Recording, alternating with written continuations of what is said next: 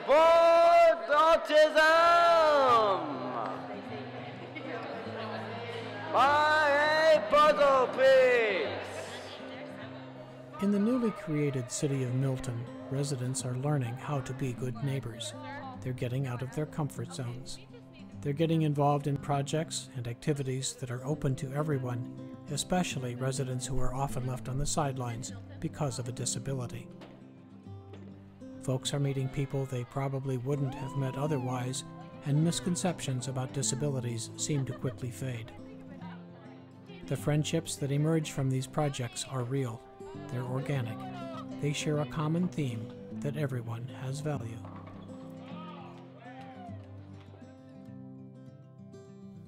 Milton is a new city, and when you have a new city, you kind of get a chance to start over and be what you want to be. We use this opportunity with Better Together to become the type of place we imagined we would always want to live. Make it welcoming and real for everybody, regardless of your ability, is making it a more fun place for me to live, for the members of our core group, and for most people that interact with us.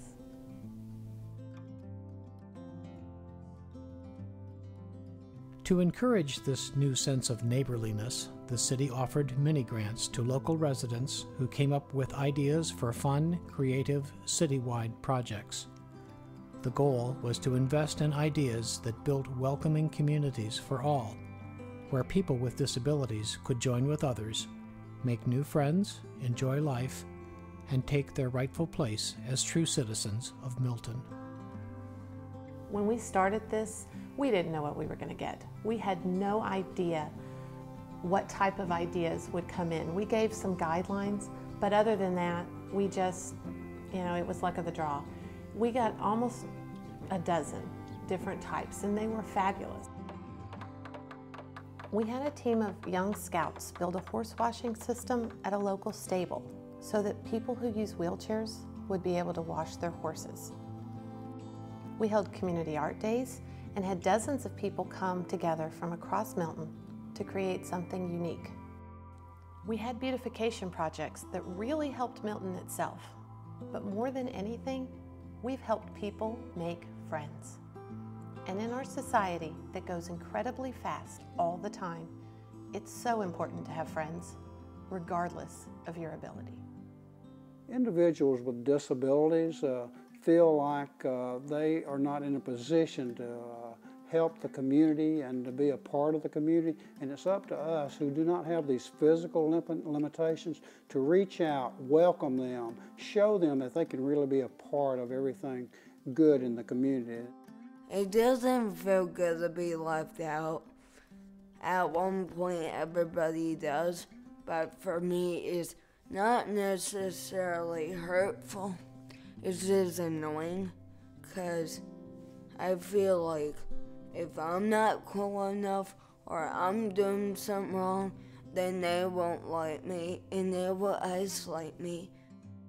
The Milton Project with Better Together really has taken on a life of its own. I started with my daughter meeting the group leader, and I started out as the driver for my daughter to get her back and forth to the meetings, and then I got interested, and as Maddie got more involved, I got more involved, and really what it's done is created relationships and friendships and activities to do that we normally wouldn't do. We've been involved with artists, we've spread pine straw, we've met people that have joined our group that we normally wouldn't interact with because of the bubble that we live in this particular area in Georgia. I've met people older than me, younger than me, people that are more disabled than my daughter, people that have lots of gifts to bring that just enrich the whole group. And as more people join, we just grow organically. People we've never imagined to meet or work with or interface with are joining the group, and we're learning from it, and we enjoy it. Maddie and I went to our first living room conversation, and she said that was the best time of her life. She had such a great time meeting all kinds of people. And I did too as well. And it even made me happier that she was able to get out of the house and have something really enjoyable to do and to expand her relationships at the same time. I grew up in a privileged life, hung around the same people, never branched out too often, never knew anyone with a challenge or a disability. It was something just uncommon. And so I saw the mini grant and I figured that would be something that would be good. I've started to learn how to have a conversation with someone with a challenge or disability that I never thought I could. Living in a homogenized life, everything's fine and hunky-dory, and until you actually see other aspects of life and different people, colors of skin, disabilities, you don't really know. So actually living in that life, you don't know until you experience it, really.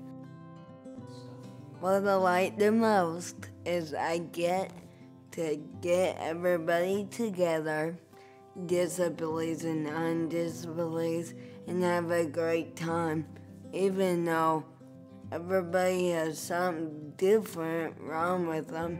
It's like we're all humans and we can actually do something together, so it's really cool. And I like meeting new people, and that's how I made a few new friends already. The main thing is that we've built relationships, that our core group has become a real group of people that like each other and enjoy being together. Like a retired man who goes to play golf with a younger man who's now a new father. Two people coming from different points in their lives, enjoying a common hobby. A woman with a physical challenge who goes to support a young girl with a different challenge who's winning an award. It's this idea that I'm going to be there for you during the highlights and the low times that becomes the glue for building a real community.